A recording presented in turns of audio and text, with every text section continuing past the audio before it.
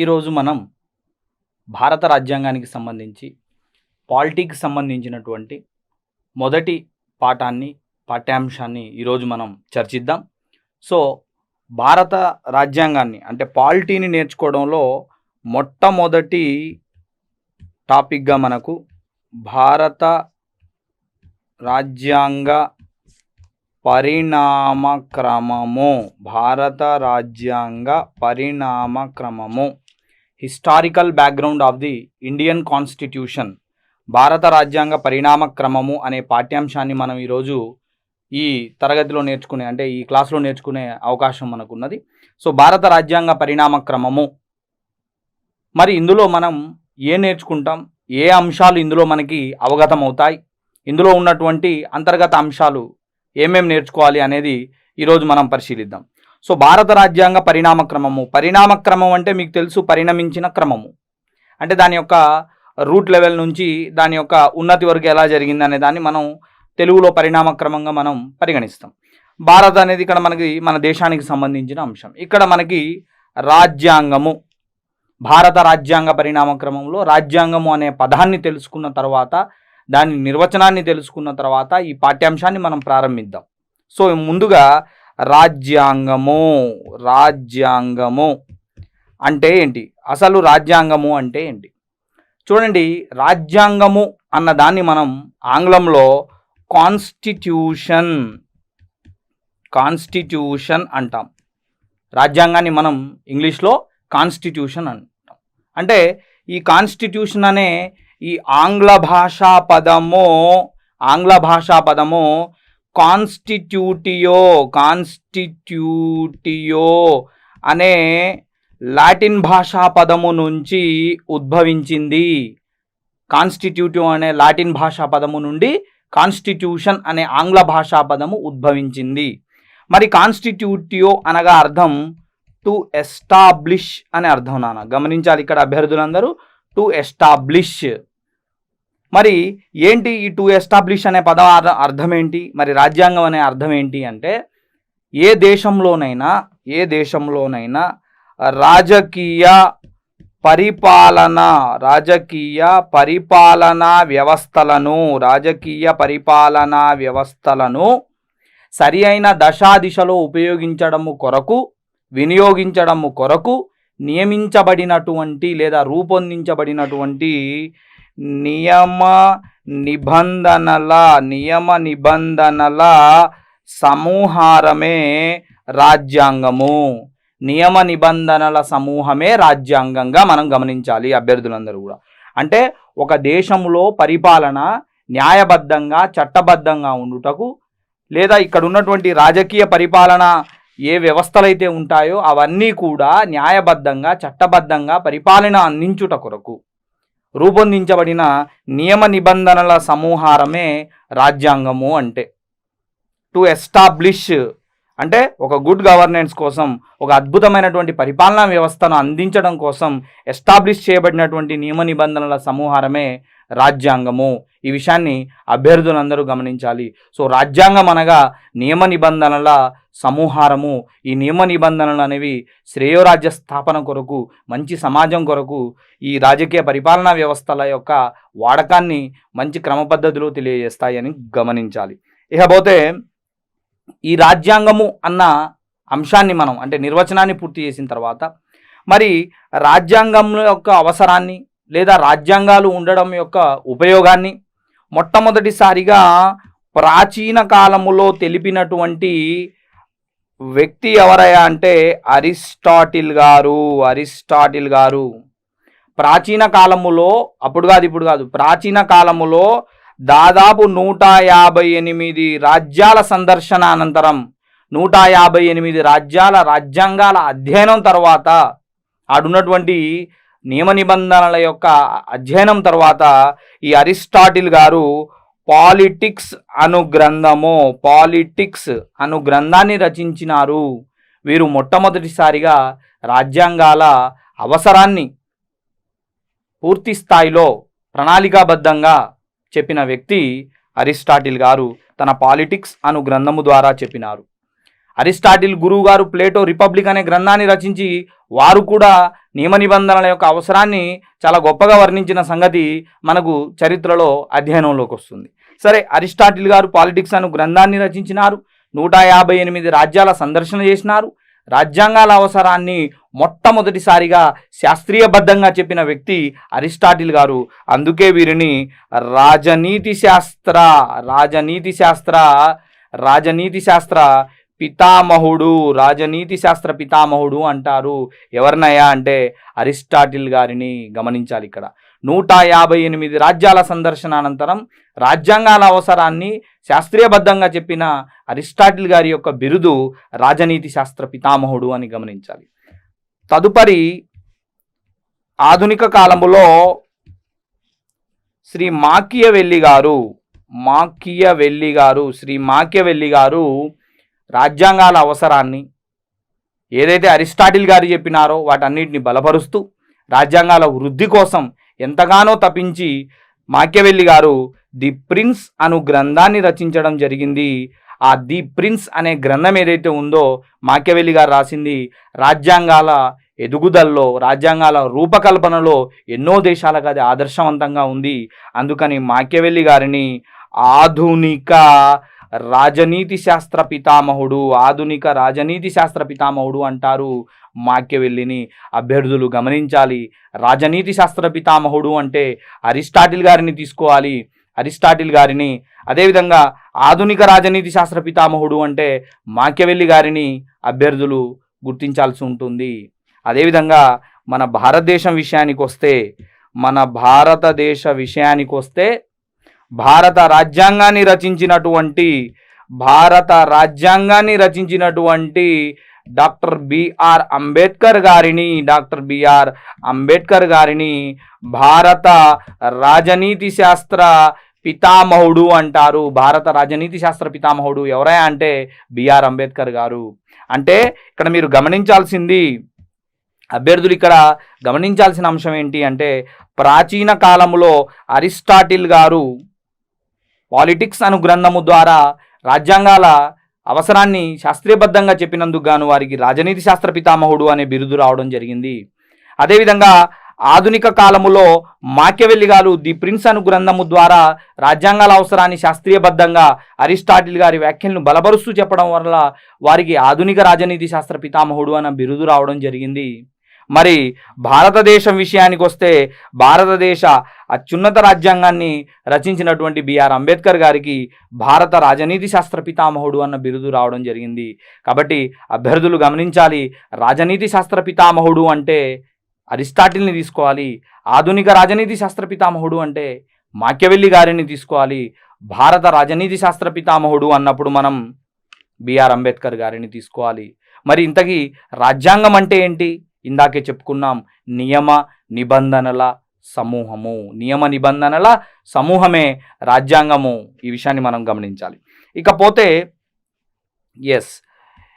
ఇకపోతే భారత రాజ్యాంగ పరిణామ క్రమం అంటే ఇప్పుడు మనం రాజ్యాంగాల యొక్క అవసరాన్ని, రాజ్యాంగాల యొక్క స్వభావాన్ని, రాజ్యాంగాలు ఉంటే జరిగే లాభాన్ని వివరించినటువంటి అరిస్టాటిల్ గారు, మాకియవెల్లి గారు వారి బిరుదులు ఇవన్నీ చూసుకున్నాం. మరి భారత రాజ్యాంగ పరిణామ క్రమములో మనము 1600 సంవత్సరము నుండి 1950 జనవరి 26 వరకు నేర్చుకుంటాం.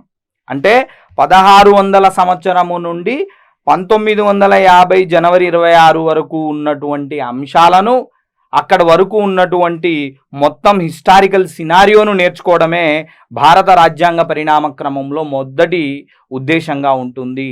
అనగా 1600 సంవత్సరం నుండి 1950 జనవరి 26 వరకు ఉన్నటువంటి చట్టాలు, ఆ మధ్య జరిగినటువంటి అన్ని రాజకీయపరమైనటువంటి అంశాలన్నీ కూడా ఈ పాఠ్యాంశంలో చర్చలోకి వస్తాయి. దీన్ని అభ్యర్థులు గమనించాలి. మరి ఈ మొత్తం భారత రాజ్యాంగ పరిణామ క్రమాన్ని బీసీ రావత్ అనే చరిత్రకారుడు 6 దశలుగా వర్గీకరించినాడు. భారత రాజ్యాంగ పరిణామ క్రమాన్ని 6 దశలుగా వర్గీకరించిన వ్యక్తి ఎవరయ్యా అంటే బీసీ రావత్ అనే చారిత్రకారుడు మరి 6 దశలుగా భారత రాజ్యాంగ పరిణామ క్రమాన్ని అనగా 1600 సంవత్సరము నుండి 1950 జనవరి 26 వరకు ఉన్నటువంటి క్రమానుగత చట్టాలన్నింటిని కూడా 6 దశలుగా వర్గీకరించిన వ్యక్తి ఎవరయ్యా అంటే బీసీ రావత్. ఈయన చెప్పినటువంటి 6 దశలేంటివి అంటే మొదటి దశ, రెండవ దశ, మూడవ దశ, నాలుగవ దశ, ఐదవ దశ, ఆరవ దశ, ఇలా దశల వారీగా చెప్పడం జరిగింది. మరి ఇందులో వారు చెప్పినటువంటి మొదటి దశ 1600 సంవత్సరము నుండి 1773 వరకు.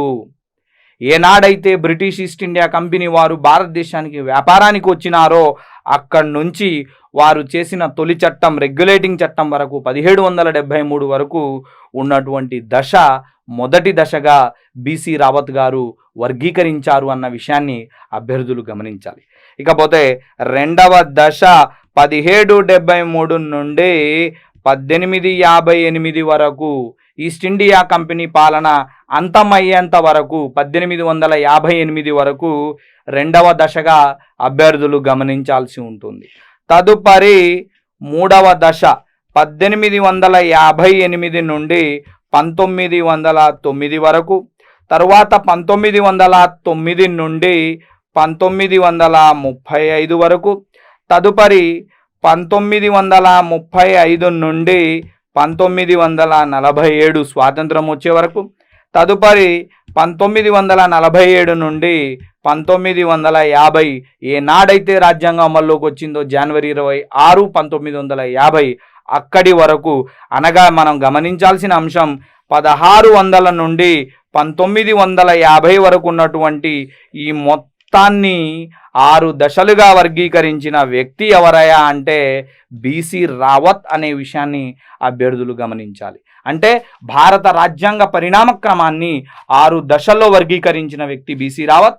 ఆ 6 దశలు మన ముందున్నాయి. మొదటిది 1600 నుంచి 1773 వరకు, రెండవ దశ 1773 నుండి 1858 వరకు, మూడవది 1858 నుంచి 1909 వరకు, తదుపరిది 9 నుంచి 35, తర్వాత 5వ దశ 35 నుంచి 1947 వరకు, అలాగే 6వ దశ 1947 నుండి 1950 వరకు. ఇలా మనం దశల వారీగా ఒక్కొక్క అంశాన్ని మనం బేరీజ్ వేసుకుంటూ చర్చించాల్సి ఉంటుంది. ఇకపోతే మొట్టమొదటిది మనం ఇక్కడ గమనించాల్సింది 1600 సంవత్సరం. అనగా ఈ మొత్తం 6 దశల చర్చలో మొట్టమొదటి అంశం 1600 సంవత్సరం గురించి నేర్చుకుంటాం. మరి 1600 సంవత్సరం భారత రాజ్యాంగ పరిణామ క్రమంలో 1600 సంవత్సరం యొక్క క్రియాశీలత ఏంటి? ఎందుకు మనం 1600 సంవత్సరం నుంచి మొదలు పెడుతున్నాం? ఎందుకు 1400 దగ్గర నుంచి మొదలు పెట్టట్లా? ఎందుకు 1500 దగ్గర నుంచి మొదలు పెట్టట్లా? ఎందుకు 1700 దగ్గర నుంచి మొదలు పెట్టట్లా? ఎందుకు నేను 1600 దగ్గర నుంచి మొదలు పెడుతున్నా? అభ్యర్థులు నేర్చుకోవాలి. ఎందుకు 1600 దగ్గర నుంచి మొదలు పెడుతున్నాము అంటే భారతదేశ స్వాతంత్రానికి ప్రధాన కారణం బ్రిటిష్ వారు. భారతదేశానికి స్వాతంత్రం బ్రిటిష్ వారి దగ్గర నుంచి వచ్చింది. అలాంటి బ్రిటిష్ వారు భారతదేశానికి వచ్చింది మనల్ని ఆ రకంగా వ్యాపారం కోసం వచ్చి వారు మనల్ని వారి గుప్పిట్లోకి తీసుకుని ఆ రకంగా మనల్ని పరిపాలించి బానిసలుగా ఉంచి చివరికి స్వాతంత్రం వచ్చి మన రాజ్యాంగం మనం అమల్లోకి వచ్చి ఈ రకంగా ఈ పరిణామాలన్నింటికీ మూల కారణం వారి రాక జరిగింది 1600 సంవత్సరంలో. కాబట్టి మనం ఇక్కడే నేర్చుకుంటున్నాం. 1600 సంవత్సరం దగ్గర మొదలు పెడుతున్నాం. సార్ ఏం జరిగింది సార్ 1600 సంవత్సరములో? ఏం జరిగింది సార్ 1600 సంవత్సరములో? సార్ మొట్టమొదటిసారిగా బ్రిటిష్ ఈస్ట్ ఇండియా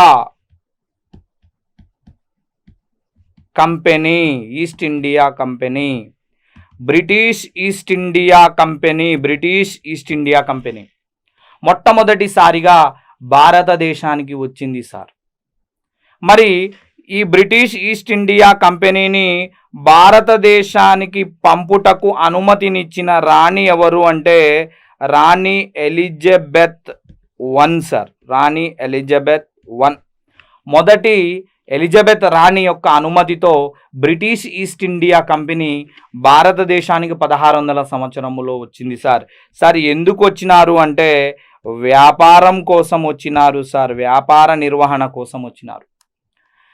1600 సంవత్సరంలో బ్రిటిష్ ఈస్ట్ ఇండియా కంపెనీ వారు రాణి ఎలిజబెత్ I గారి అనుమతితో వారు పంపించగా భారతదేశానికి వ్యాపారం కోసం వచ్చినారు 1600 సంవత్సరములో సార్. ఈ విషయాన్ని అభ్యర్థులు గమనించారు. మరి ఈస్ట్ ఇండియా కంపెనీ రాకకు అంతకుముందు జరిగిన పరిణామాలు కొన్ని ఉంటాయి. ఇవన్నీ మీకు చరిత్రలో వస్తాయి. 1498లో వాస్కోడి గామా భారతదేశానికి సముద్ర మార్గాన్ని కనిపెట్టడం. అదేవిధంగా వీరు తిరిగి మళ్ళీ రెండవసారి కూడా భారతదేశానికి వాస్కోడి గామాగా రావడం, భారతదేశంతో ఉన్నటువంటి వ్యాపార అవకాశాలను వీరు ప్రపంచానికి తెలియజేయడం, తద్వారా భారతదేశానికి పోర్చుగీస్ వారు, బ్రిటిష్ వారు, డచ్ వాళ్ళు, ఫ్రెంచ్ వారు ఈ రకంగా ఎంతోమంది భారతదేశానికి వచ్చినారు వ్యాపారానికి. ఇందులో మన subject sir British east India company వచ్చినది. అది ఎప్పుడు అంటే 1600 సంవత్సరంలో సార్. మరి రాణి ఎలిజబెత్ I గారి అనుమతితో వచ్చినారు. మరి ఎందుకు వచ్చినారు అంటే వ్యాపారం కోసం వచ్చినారు సార్. ఇది వారి యొక్క ప్రధాన ఉద్దేశం సార్. మొదటి రోజు వారు రాజకీయాల కోసమో భారతదేశాన్ని ఏలగలమో ఏమన్న నమ్మకముతోటో రాలేదు సార్. వాళ్ళు భారతదేశానికి వచ్చింది వ్యాపారం కోసం వచ్చినారు 1600 సంవత్సరంలో సార్. తదుపరి 1773 రెగ్యులేటింగ్ చట్టము, తెలుగులో క్రమబద్ధీకరణ చట్టము.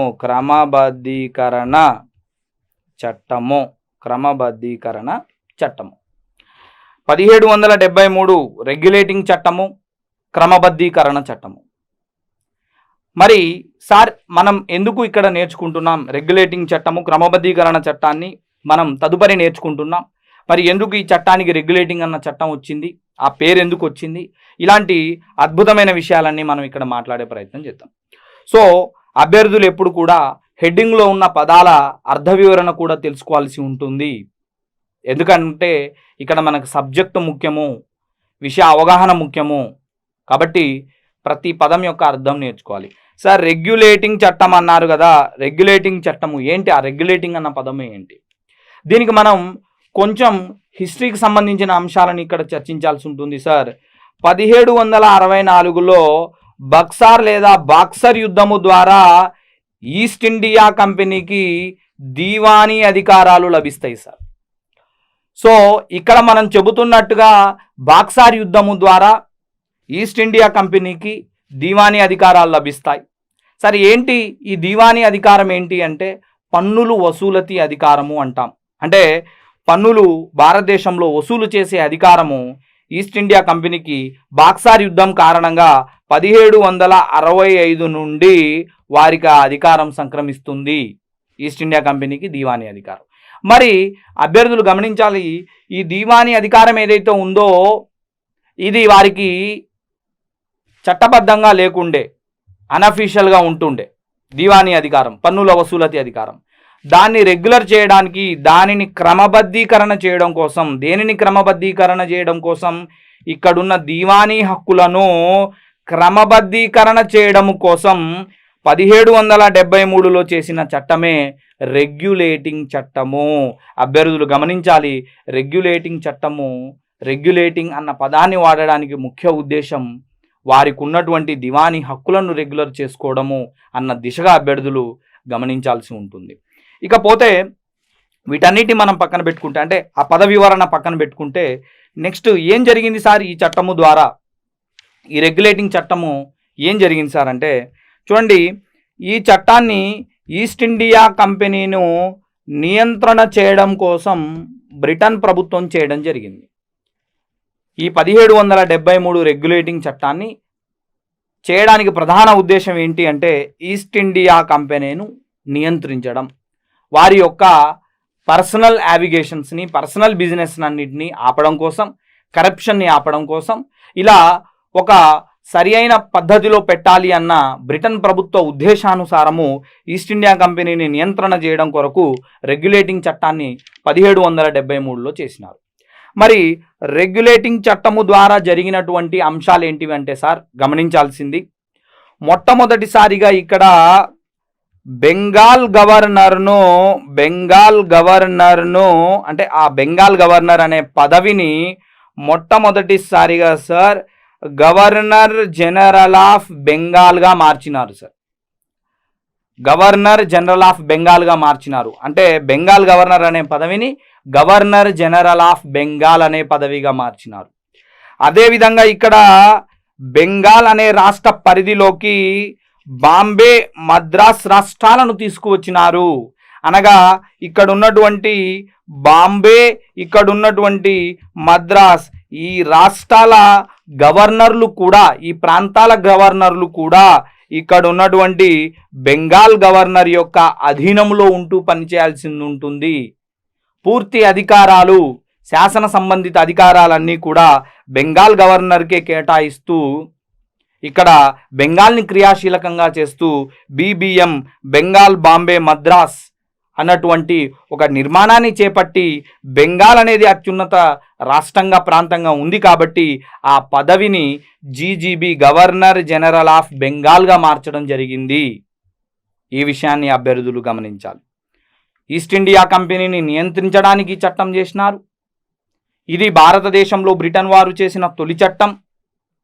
ఈ చట్టం ద్వారా దీవానీ హక్కులు రెగ్యులర్ చేయబడ్డాయి, అంటే క్రమబద్ధీకరించబడ్డాయి. అదేవిధంగా ఈ చట్టము ద్వారా బెంగాల్ రాష్ట్ర పరిధిలోకి బాంబే, మద్రాస్ రాష్ట్రాలను ఆయా గవర్నర్లను తీసుకువచ్చినారు.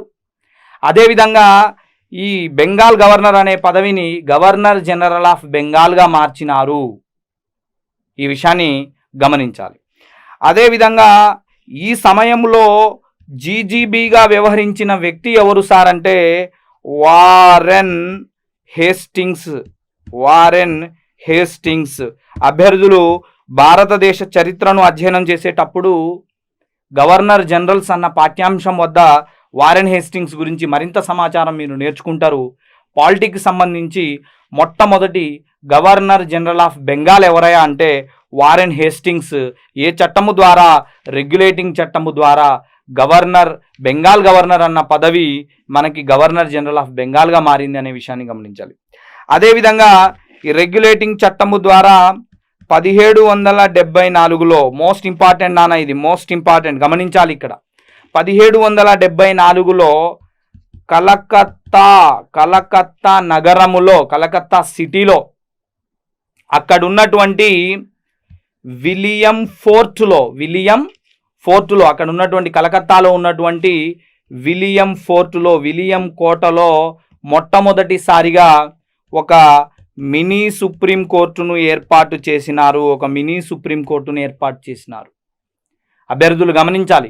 ఈరోజు మనం చూస్తూ ఉన్నాం భారతదేశంలో సుప్రీంకోర్టు యొక్క ప్రాధాన్యత ఏ విధంగా ఉంది, సుప్రీంకోర్టు యొక్క ప్రాశస్త్యం ఏ విధంగా ఉందో అభ్యర్థులందరూ గమనిస్తూ ఉన్నారు. అలాంటి సుప్రీంకోర్టుకు బీజం పడింది 1774లో అని మనం అర్థం చేసుకోవాలి. 1774లో కలకత్తా నగరంలో ఫోర్ట్ విలియం కోటలో మొట్టమొదటిసారిగా మినీ సుప్రీంకోర్టు ఏర్పాటు చేయడం జరిగింది. మరి ఆనాడు ఆ సుప్రీంకోర్టులో నిర్మాణం 1+3=4గా ఉంది. అంటే అర్థం ఒక ప్రధాన న్యాయమూర్తి చీఫ్ జస్టిస్, 3 ఇతర న్యాయమూర్తులు అదర్ జస్టిస్, మొత్తంగా 4 ఉన్నారు. చాలా డెప్త్గా నేర్చుకోవాల్సిన అవసరం ఉంటుంది అభ్యర్థులు. సో నాటి మినీ సుప్రీంకోర్టులో మొత్తం 4 న్యాయమూర్తులు ఉన్నారు.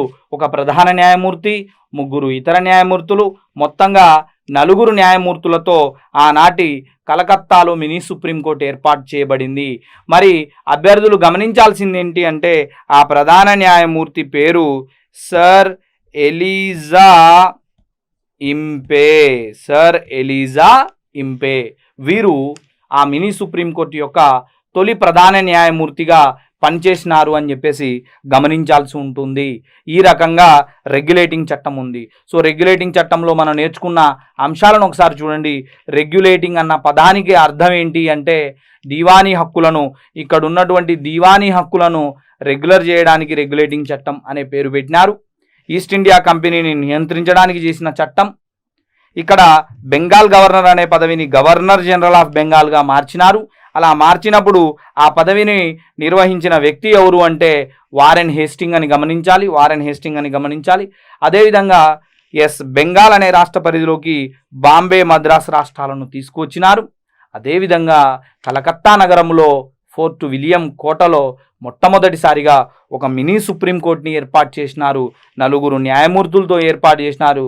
దానికి ప్రధాన న్యాయమూర్తిగా ఉన్న వ్యక్తి సర్ ఎలీజా ఇంపే. సో ఇప్పటి వరకు మనం నేర్చుకున్న అంశాలు రాజ్యాంగము అంటే నిర్వచనం నేర్చుకున్నాం, నియమ నిబంధనల సముదాయం నేర్చుకున్నాం.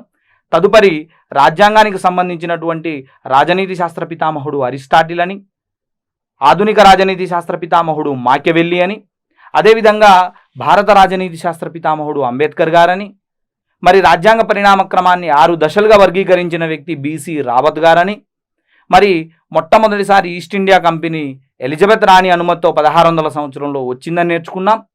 మరి రెగ్యులేటింగ్ చట్టం వారు చేసిన తొలి చట్టం, భారతదేశంలో బ్రిటిష్ వారు చేసిన తొలి చట్టం రెగ్యులేటింగ్ చట్టం అన్నంత వరకు ఇప్పటి వరకు మన చర్చ జరిగింది. మరి తదుపరి మనం నేర్చుకోవాల్సిన అంశం ఏంటి అంటే రెగ్యులేటింగ్ చట్టము తర్వాత 1781 సెటిల్మెంట్ చట్టము. దీన్ని మనం విస్తరణ చట్టముగా కూడా భావించవచ్చు. జాగ్రత్తగా అభ్యర్థులు గమనించాలి. రెగ్యులేటింగ్ చట్టానికి రెగ్యులేటింగ్ యాక్ట్ ఏదైతే ఉందో ఆ రెగ్యులేటింగ్ యాక్ట్కి ఇది అమెండ్మెంట్ యాక్ట్గా గమనించాలి. అంటే ఇదివరకు మనం చర్చ చేసినటువంటి రెగ్యులేటింగ్ చట్టం ఏదైతే ఉందో ఆ రెగ్యులేటింగ్ చట్టానికి ఇది సవరణ చట్టంగా గమనించాల్సి ఉంటుంది అభ్యర్థులు 1781 సెటిల్మెంట్ చట్టాన్ని. మరి సెటిల్మెంట్ చట్టము ద్వారా మరి ప్రధాన అంశాలు ఏం జరిగినాయి సార్? 1781 సెటిల్మెంట్ చట్టం ద్వారా ప్రధాన అంశాలు ఏమున్నాయి సార్ అంటే, ఈ చట్టము ద్వారా జరిగినటువంటి మొదటి అంశం ఏంటి అంటే భారతదేశంలోని బ్రిటిష్ పాలిత ప్రాంతాల ప్రకటన జరిగింది అని అభ్యర్థులు గమనించాలి. అంటే భారతదేశంలో ఏ భూభాగాలు బ్రిటిష్ ఆధ్వర్యంలో ఉన్నాయో, వారి పర్యవేక్షణలో ఉన్నాయో, వారి పరిపాలనలో ఉన్నాయో, వారి సార్వభౌమాధికారంలో ఉన్నాయో అలాంటి మొత్తం ప్రాంతాల ప్రకటన ఈ సెటిల్మెంట్ చట్టము ద్వారా జరిగింది, విస్తరణ చట్టము ద్వారా జరిగింది. అదేవిధంగా ఏదైతే మనం ఇందాక చెప్పామో, 1774లో మినీ సుప్రీంకోర్టు ఏర్పడింది అని చెప్పాం కదా, ఆ సుప్రీంకోర్టు యొక్క సరిహద్దుల ప్రకటన కూడా జరిగింది. సరిహద్దుల ప్రకటన అనగా supreme court jurisdiction was declared according to this act అని అంటాం. అంటే దాని జ్యూరిస్డిక్షన్ ఏంటి, సుప్రీంకోర్టు ఎంతవరకు ఏ రకమైనటువంటి కేసులు వాదించగలదు, ఏ రకమైన అప్పీళ్లు స్వీకరించగలదు, ఏ రకంగా మినీ సుప్రీంకోర్టు పనిచేస్తుంది అన్న విషయాలన్నీ కూడా సెటిల్మెంట్ చట్టంలో పేర్కొనడం జరిగింది. ఇది రెగ్యులేటింగ్ చట్టానికి సవరణ చట్టము. ఇది 1781 సెటిల్మెంట్ చట్టానికి సంబంధించిన అంశం. తదుపరి మనం 1784 పిట్స్ ఇండియా చట్టము. పిట్స్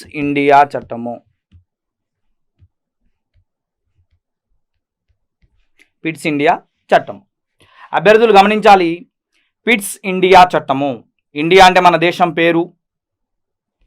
మరి పిట్స్ ఏంటి, దాని అర్థ వివరణ నేర్చుకోవాలి అభ్యర్థులందరూ. నేను పదే చెప్తూ ఉన్నా, ప్రతి అర్థ వివరణ నేర్చుకోవడం ఆస్పిరెంట్స్కి చాలా అవసరం. సరే, ఇక్కడ పిట్స్ ఏంటి అంటే ఈ 1784 ఆ ప్రాంతంలో బ్రిటన్ ప్రధానమంత్రి sir William pit junior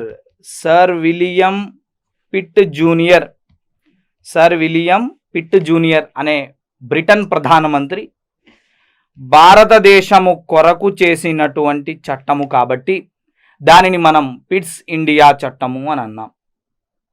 so pits అనే వ్యక్తి ఎవరు అని అడిగినప్పుడు మన సమాధానం నాటి బ్రిటన్ ప్రధానమంత్రి అని చెప్పవలసి ఉంటుంది. ఆ యొక్క వ్యక్తి భారతదేశం కోసం చేసిన చట్టం కాబట్టి పిట్స్ ఇండియా చట్టము అని అన్నాం. అది 1784. సార్ మరి ఏంటి సార్ ఈ చట్టము ద్వారా జరిగినటువంటి ప్రధాన అంశాలు ఏంటివి సార్ అంటే, ఈ పిట్స్ ఇండియా చట్టము ద్వారా మొట్టమొదటిసారిగా భారతదేశ వ్యవహారాలను 2 రకాలుగా వర్గీకరించడం జరిగింది. అందులో మొదటిది భారతదేశంలో ఉన్నటువంటి అతి ప్రాచీనమైనటువంటి, అంటే వారు వచ్చిన దగ్గర నుంచి చేస్తున్నటువంటి వ్యవహారాలు వ్యాపార వ్యవహారాలు. ఇక రెండవ వ్యవహారం ఏంటి సార్ అంటే రాజకీయ వ్యవహారాలు. మొదటిది అంటే వ్యవహారాలు 2 రకాలుగా వర్గీకరించబడ్డాయి. మొదటిది వ్యాపార వ్యవహారాలు, రెండవది రాజకీయ వ్యవహారాలు. సార్ మరి వ్యాపార వ్యవహారాలు, రాజకీయ వ్యవహారాలు 2 రకాలుగా వర్గీకరించారు కదా, మరి వాటి విధులను ఎవరు నిర్వర్తించినారు, వాటి విధుల పర్యవేక్షణ ఎవరు చేశారు అనే డౌట్ అభ్యర్థులకు వస్తుంది. మరి వాటి పర్యవేక్షణ ఎవరు చేశారు అంటే వ్యాపార వ్యవహారాలను కోర్ట్ ఆఫ్ డైరెక్టర్స్ లేదా బోర్డ్ ఆఫ్ డైరెక్టర్స్ అనేవారు వ్యాపార వ్యవహారాలను పర్యవేక్షించిన వారు కోర్ట్ ఆఫ్ డైరెక్టర్స్ లేదా బోర్డ్ ఆఫ్ డైరెక్టర్స్. మరి రాజకీయ వ్యవహారాలను పర్యవేక్షించిన వారు బోర్డ్ ఆఫ్ కంట్రోలర్స్. అనగా అభ్యర్థులు గమనించాల్సిన అంశం ఏంటి అంటే ఇక్కడ ఉన్నటువంటి భారత వ్యవహారాలు 2 రకాలుగా వర్గీకరించబడ్డాయి, దేశ వ్యవహారాలు 2 రకాలుగా వర్గీకరించబడ్డాయి. అందులో మొదటిది వ్యాపార వ్యవహారాలు, రెండవది రాజకీయ వ్యవహారాలు. వ్యాపార వ్యవహారాలను బోర్డ్ ఆఫ్ డైరెక్టర్స్ పర్యవేక్షణ చేసేవారు, మరి రాజకీయ వ్యవహారాలను బోర్డ్ ఆఫ్ కంట్రోలర్స్ పర్యవేక్షించేవారు. ఈ రకంగా ఇద్దరి పర్యవేక్షణలో దేశ వ్యవహారాలను మరి పూర్తి స్థాయిలో విభజిస్తూ చేసినటువంటి ఈ పిట్స్ ఇండియా చట్టాన్ని భారతదేశములో ద్వంద్వ ప్రభుత్వానికి నాంది బలిగిన చట్టంగా వర్ణిస్తూ ఉంటారు చరిత్రకారులు, రాజ్యాంగ నిపుణులు. గమనించాలి అభ్యర్థులు. మరి ఎందుకు సార్ ఈ చట్టాన్ని ద్వంద్వ ప్రభుత్వానికి నాంది బలిగిన చట్టంగా ప్రకటిస్తాము అంటే, మొదటగా వ్యవహారాలు ఉదాహరణకు తీసుకుంటే, మీరు వ్యాపార వ్యవహారాలు, మేము రాజకీయ, మీరు వ్యాపార, మేము రాజకీయ, మీరు అక్కడ, మేము ఇక్కడ, మీరు కేంద్ర ప్రభుత్వం, మేము రాష్ట్ర ప్రభుత్వం. ఈ రకంగా వ్యాపార వ్యవహారాలు, రాజకీయ వ్యవహారాలు విభజించబడము అనేది నేటి ద్వంద్వ ప్రభుత్వానికి బీజం అని చెప్పేసి చరిత్రకారుల అభిప్రాయము. ఇది పిట్స్ ఇండియా చట్టము. సంవత్సరం 1784. పిట్ అనే వ్యక్తి నాటి బ్రిటన్ ప్రధానమంత్రి. గమనించాలి అభ్యర్థులు. ఈ చట్టం ద్వారా జరిగిన మార్పు దేశ వ్యవహారాలు 2గా వర్గీకరించబడ్డాయి. ఒకటి వ్యాపార వ్యవహారాలు, 2 రాజకీయ వ్యవహారాలు. మరి వ్యాపార వ్యవహారాలను పర్యవేక్షించడానికి బోర్డ్ ఆఫ్ డైరెక్టర్స్ ఉన్నారు, రాజకీయ వ్యవహారాలను పర్యవేక్షించడానికి బోర్డ్ ఆఫ్ కంట్రోలర్స్ ఉన్నారు. ఈ రకంగా దేశ వ్యవహారాలు విభజించబడ్డాయి పిట్స్ ఇండియా చట్టము ద్వారా. దాని తర్వాత మనకి చార్టర్ చట్టాల ప్రస్తావన వస్తుంది.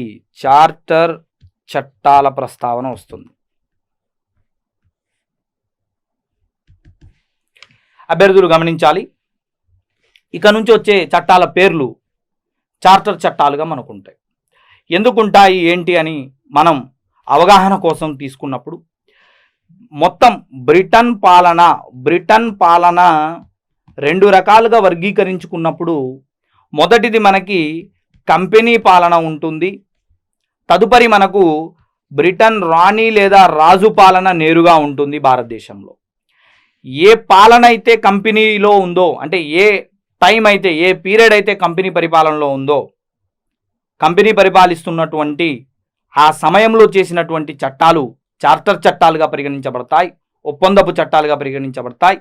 మరి రాణి లేదా రాజు ఆధ్వర్యంలో చేసినటువంటి చట్టాలు కౌన్సిల్ చట్టాలుగా లేదా భారత ప్రభుత్వ చట్టాలుగా వర్గీకరించబడతాయి.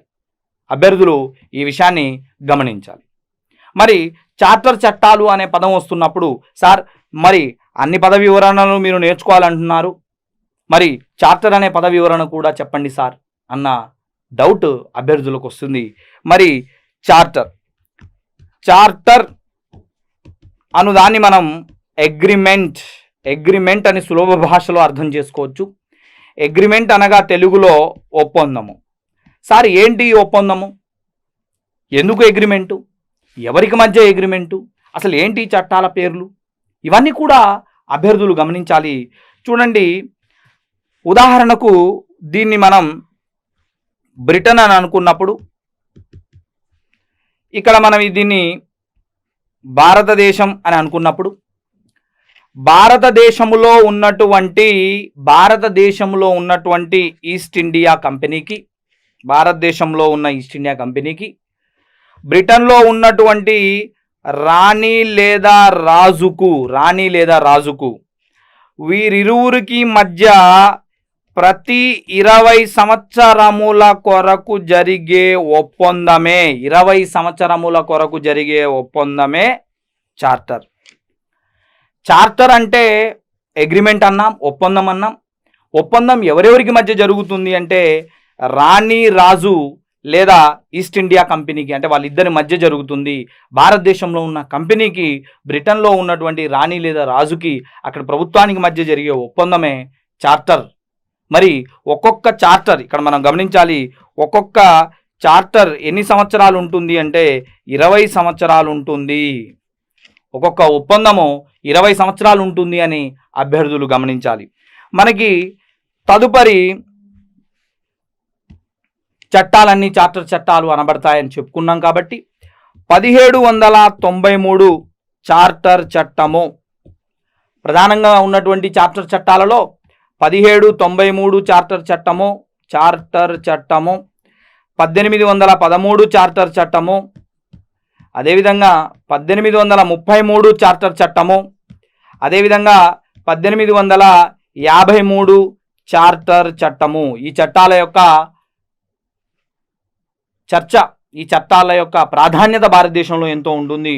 సో 1793 చార్టర్ చట్టము, 1813, 1833, 1853 అభ్యర్థులు గమనించాలి. ప్రతి చట్టానికి మధ్యలో 20 సంవత్సరముల వ్యవధి అనే దాన్ని మనం గమనించాలి. ఈ 20 సంవత్సరముల వ్యవధి ఒక చార్టర్కి సమానము. చార్టర్ అంటే అది అర్థం, అభ్యర్థులు గమనించండి. ఇకపోతే 1793 చార్టర్ చట్టము ఏం జరిగింది? ఈ 1793 చార్టర్ చట్టము దగ్గర గమనించాల్సిన అంశం ఏంటి అంటే 1793 చార్టర్ చట్టము, ఇక్కడ ఈ 1793 చార్టర్ చట్టము ద్వారా మొట్టమొదటిసారిగా గవర్నర్ జనరల్ ఆఫ్ బెంగాల్కు విశిష్ట అధికారాలు ఇవ్వడం జరిగింది. Superior powers was allotted to the Governor General of Bengal according to the 1793 charter చట్టం అంటారు. అంటే 1793 చార్టర్ చట్టం ప్రకారం గవర్నర్ జనరల్ బెంగాల్ ఎవరైతే ఉన్నారో, మొట్టమొదటి గవర్నర్ జనరల్ ఆఫ్ బెంగాల్ మనం చెప్పుకున్న వారెన్ హేస్టింగ్ అని, ఆ పదవికి ఉన్నటువంటి అధికారాలు మళ్ళీ విస్తృతపరచబడ్డాయి, పెంచబడ్డాయి, క్రియాశీలకం చేయబడ్డాయి అనే విషయాన్ని మనం గమనించాలి. సార్, విశిష్ట అధికారాలు గవర్నర్ జనరల్ ఆఫ్ బెంగాల్కు మరి చట్టం ద్వారా ఇవ్వడానికి కారణము ఎవరు? లార్డ్ కారన్ వాలిస్ అనే వ్యక్తిని మనం గమనించాలి. అది వరకు 1786లో ఈ కారన్ వాలిస్ అనే వ్యక్తి ఒప్పందం చేసుకొని మరి నాకు ఈ రకమైనటువంటి పవర్స్ ఉంటేనే నేను ఆ పదవిని అధిష్ఠిస్తాను అని చెప్పి మరి ఆ వ్యక్తి ఒక చిన్నపాటి చట్టం చేయించుకొని మరి కారన్ వాలిస్ ఆ పదవిని, గవర్నర్ జనరల్ ఆఫ్ బెంగాల్ అనే పదవిని అధిష్ఠించడం జరుగుతుంది. ఆ రకంగా విశిష్ట అధికారాలు ఇవ్వబడ్డాయి మరి గవర్నర్ జనరల్ ఆఫ్ బెంగాల్కి ఈ చట్టము ద్వారా. అదేవిధంగా మొదటి చార్టర్ చట్టము ద్వారా దేశంలో ఉన్నటువంటి మున్సిపాలిటీలకు చట్టబద్ధత ఇవ్వడం జరిగినది, కల్పించడం జరిగినది. సార్ ఏంటి సార్ ఇది మున్సిపాలిటీలకు చట్టబద్ధత ఇవ్వడం అంటే ఏంటి? గతంలోకి మనం వెళ్ళి ఈ విషయాన్ని మనం పరిశీలించినప్పుడు మొట్టమొదటిసారిగా భారతదేశంలో 1687లో మద్రాస్, చెన్నపట్నము లేదా చెన్నై 1687లో దేశంలో తొలి మున్సిపాలిటీగా ఏర్పడింది. మరి ఈ మున్సిపాలిటీలన్నింటికి కూడా చట్టబద్ధత కల్పించిన చట్టం మాత్రం 1793 చార్టర్ చట్టంగా మనం పరిశీలించాల్సి ఉంటుంది.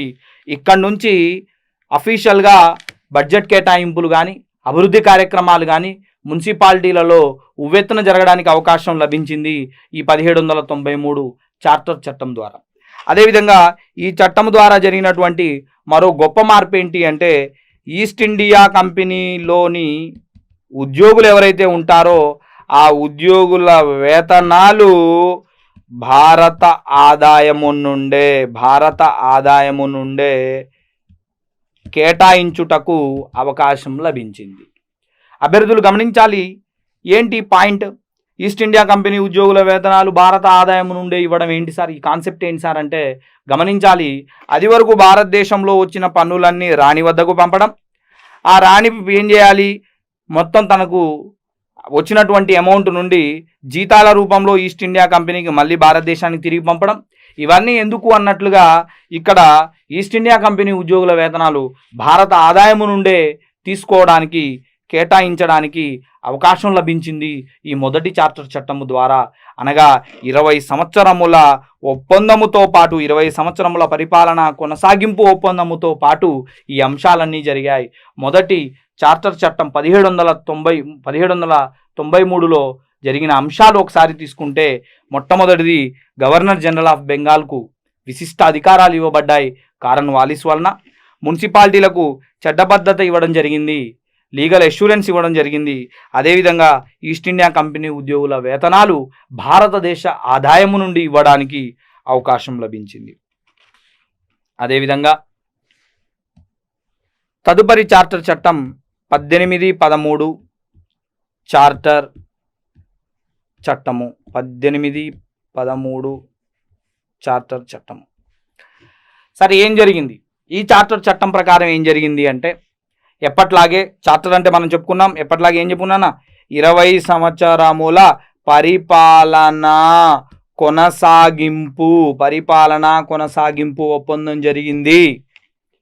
మరో 20 ఏండ్ల పాటు కంపెనీ పాలనను భారతదేశంలో అనుమతించబడింది 1813 రెండవ చార్టర్ చట్టం ప్రకారం ఇక్కడ. అదేవిధంగా ఈ చట్టం ప్రకారం 1813 చట్టం ప్రకారం స్థానిక ప్రభుత్వాలకు పన్నులు వసూలు చేసే అధికారాన్ని,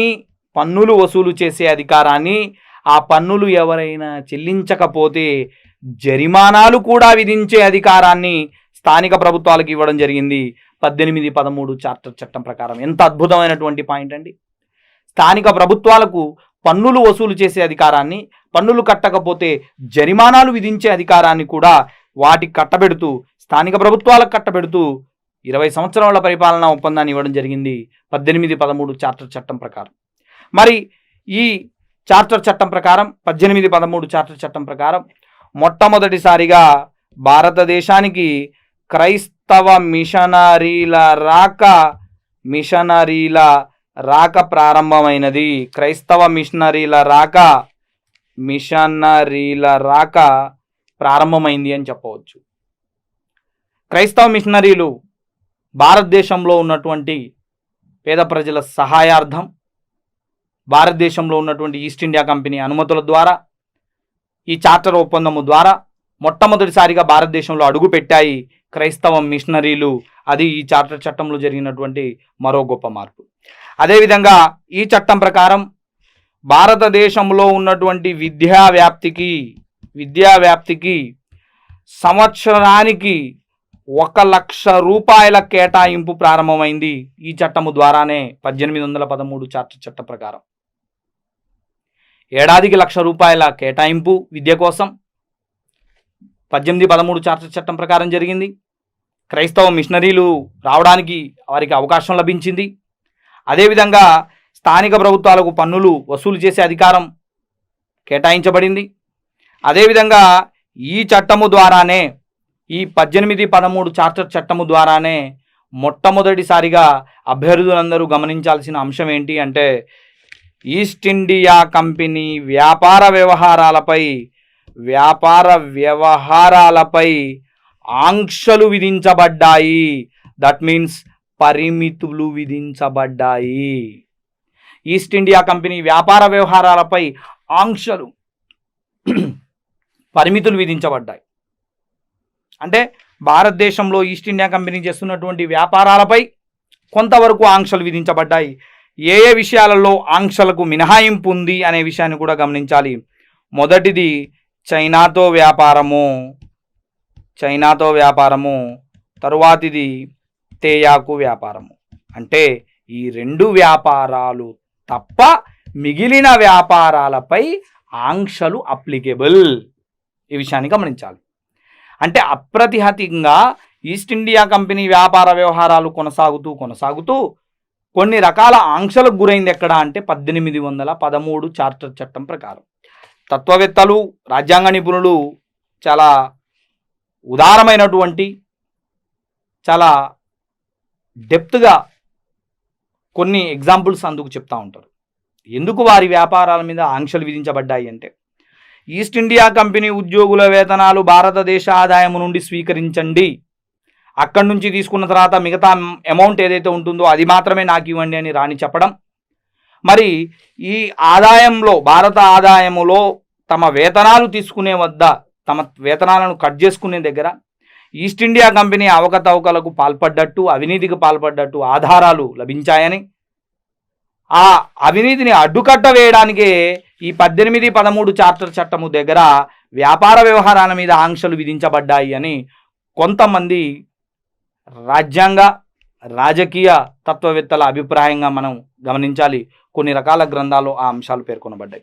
ఈ రకంగా 1813వ చార్టర్ చట్టంలో జరిగిన అంశాలు 20 ఏండ్ల కొనసాగింపు, స్థానిక ప్రభుత్వాలకు పన్నులు వసూలు చేసే అధికారం, క్రైస్తవ మిషనరీల రాక, విద్యా వ్యాప్తికి ₹1,00,000 కేటాయింపు, అదేవిధంగా వ్యాపార వ్యవహారాల మీద ఆంక్షలు. కానీ రెండు వ్యాపార వ్యవహారాలు మాత్రం ఇప్పటికీ కూడా ఈస్ట్ ఇండియా కంపెనీ వద్దే ఉన్నాయి. 1813లో కూడా అవి ఏంటివి అంటే చైనాతో వ్యాపారము, తేయాకు వ్యాపారం. ఇది దీనికి సంబంధించిన అంశం.